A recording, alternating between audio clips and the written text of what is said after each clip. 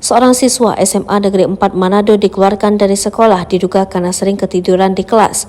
Siswa tersebut berinisial DA yang sebelumnya duduk di bangku kelas 12 MIPA 1 SMA Negeri 4 Manado, Kota Manado, Sulawesi Utara.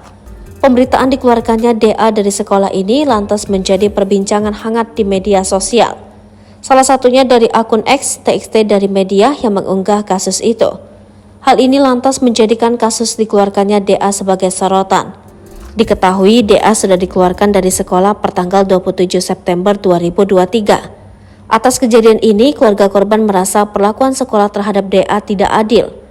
Pihak keluarga pun melaporkan kejadian ini ke Unit Pelaksana Teknis Daerah Pelindungan Perempuan dan Anak Sulawesi Utara.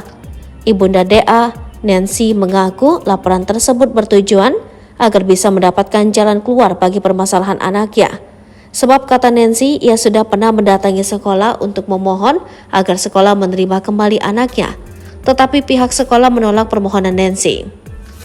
Pihak sekolah meminta kita pindah saja ke sekolah lain, kata Nancy.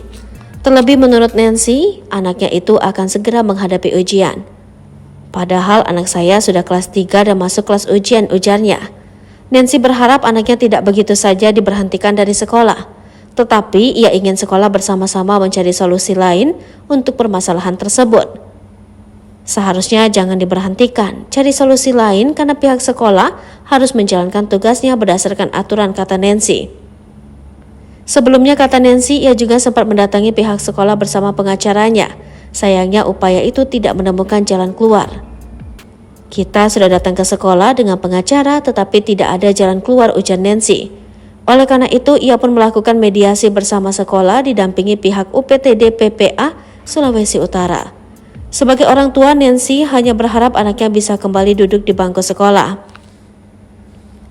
Harapan saya cuma satu, DA bisa kembali bersekolah, karena dia juga punya cita-cita yang harus dikejar sama seperti yang anak-anak lain, ucapnya. Sementara itu, Kepala SMA Negeri 4 Manado, Jekwili Dien, membenarkan DA dikeluarkan dari sekolah.